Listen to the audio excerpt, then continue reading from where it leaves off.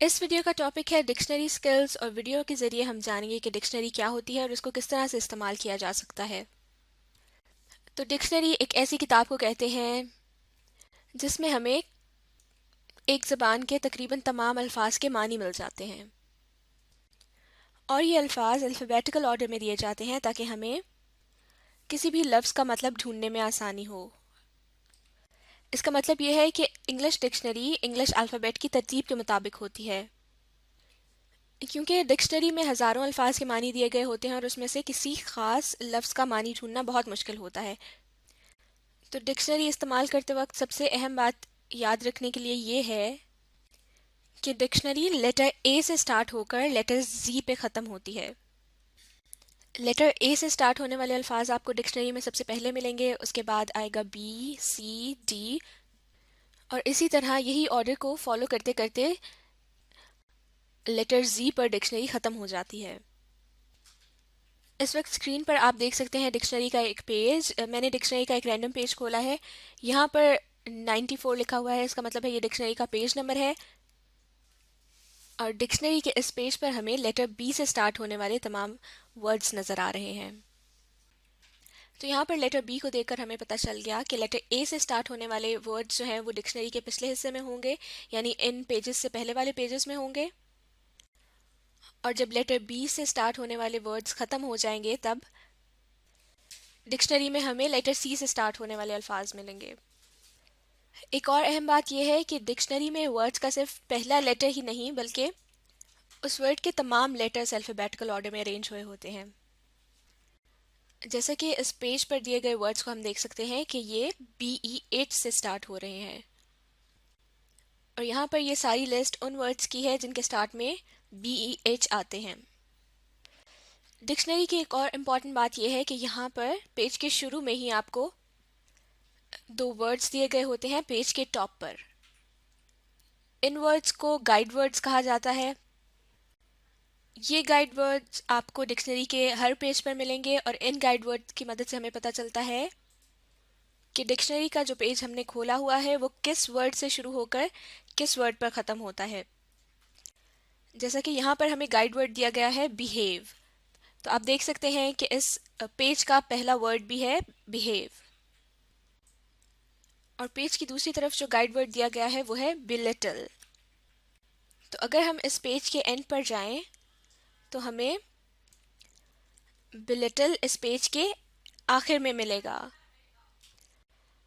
तो हर पेज के शुरू में दिए गए गाइड वर्ड की मदद से पता चलता है कि डिक्शनरी का कौन सा पेज किस वर्ड से शुरू होकर किस वर्ड पर ख़त्म होता है, ताकि हमें डिक्शनरी में से किसी भी लफ्ज़ का मतलब ढूंढने में मज़ीद आसानी हो जाए। अब डिक्शनरी में दिए गए अल्फ़ाबेट्स की माफ़ कीजिएगा वर्ड्स की अरेंजमेंट को मज़ीद अच्छी तरह समझने के लिए हम इन दो वर्ड्स की एग्जांपल्स ले लेते हैं। मिसाल के तौर पर यह वर्ड है बिहेव और यहाँ पर हम देख रहे हैं ये लिखा हुआ है बिहाइंड। तो ऐसी क्या वजह है कि बिहेव का मतलब डिक्शनरी में पहले दिया गया है और बिहाइंड का बाद में, जबकि ये दोनों वर्ड्स बी से स्टार्ट हो रहे हैं। तो इसकी वजह जानने के लिए हम एक दफ़ा फिर से इन वर्ड्स के लेटर्स को देखेंगे। बिहेव और बिहाइंड दोनों बी से स्टार्ट हो रहे हैं। जब दोनों वर्ड्स का पहला लेटर सेम हो तो हम दूसरे लेटर को देखेंगे, BE और BE। उसके बाद तीसरे लेटर की बारी आएगी BEH और BEH। दोनों वर्ड्स के पहले तीन लेटर्स सेम हैं।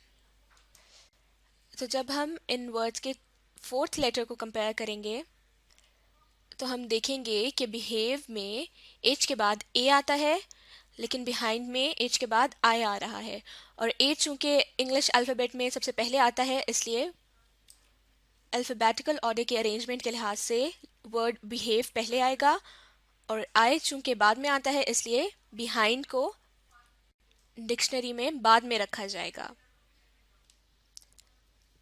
तो अभी जो हमने डिक्शनरी में वर्ड्स की अरेंजमेंट से मुतालिक जो कुछ भी सीखा है उससे मुतालिक एक छोटी सी एक्टिविटी कर लेते हैं।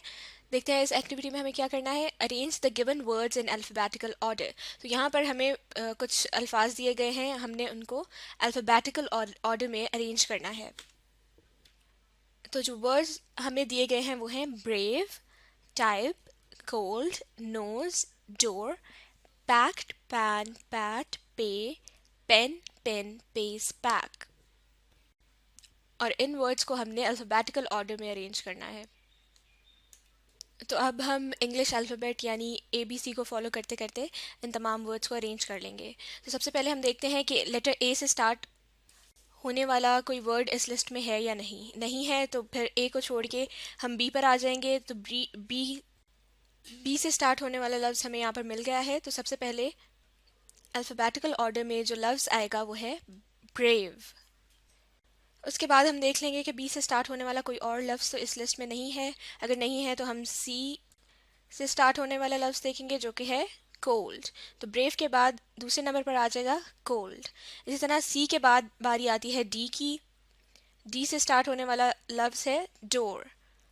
तो ब्रेव, कोल्ड और डोर।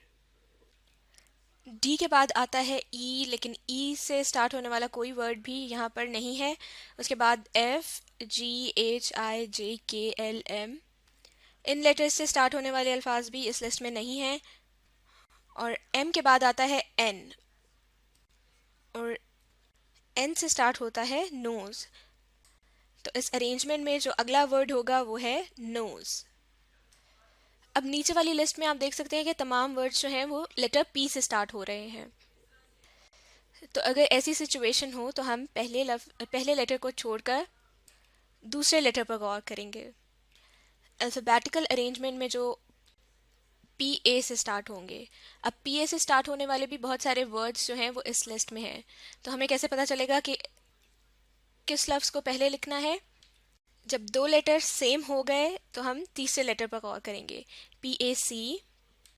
अब तीन ऐसे वर्ड्स हैं जो कि पी ए सी से स्टार्ट हो रहे हैं, तो हम फोर्थ लेटर को देखेंगे, P A C T, P A C E और पी ए सी के।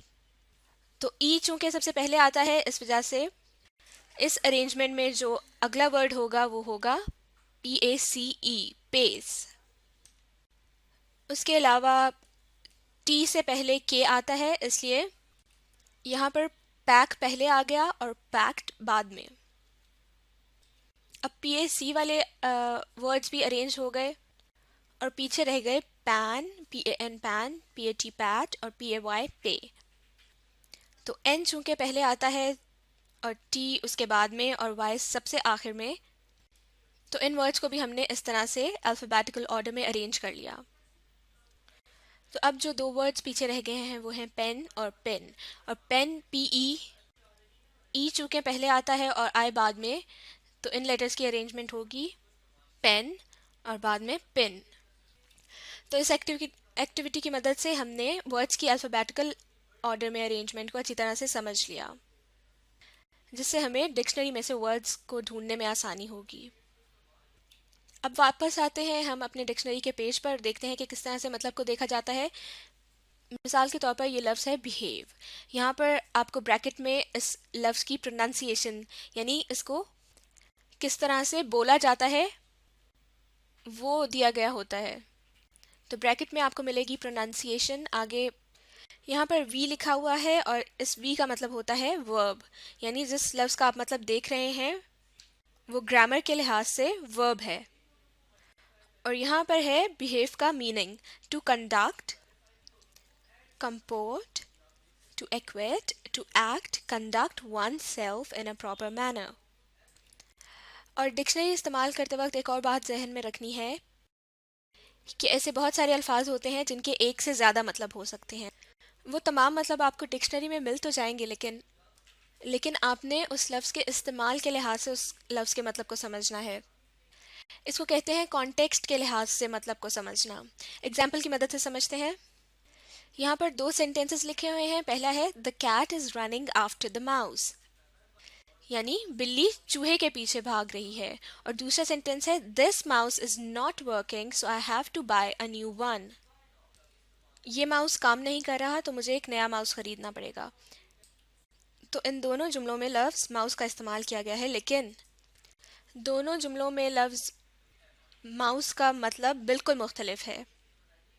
तो पहले जुमले में जिस माउस की बात हो रही है वो होता है चूहा, और दूसरे जुमले में माउस का मतलब ये डिवाइस है जिसको कंप्यूटर के साथ इस्तेमाल किया जाता है। तो इस एग्जाम्पल की मदद से हमने देखा कि लफ्ज़ माउस का इस्तेमाल दोनों जुमलों में कॉन्टेक्स्ट के लिहाज से मुख्तलिफ है। तो डिक्शनरी का इस्तेमाल करते वक्त आपने लफ्ज़ के कॉन्टेक्स्ट को जहन में लाजमी रखना है ताकि आप बेहतर तरीके से किसी लफ्ज़ के मतलब को समझ सकें। तो ये थी कुछ अहम बातें जो कि डिक्शनरी का इस्तेमाल करते वक्त आपको अपने जहन में लाजमी रखनी है।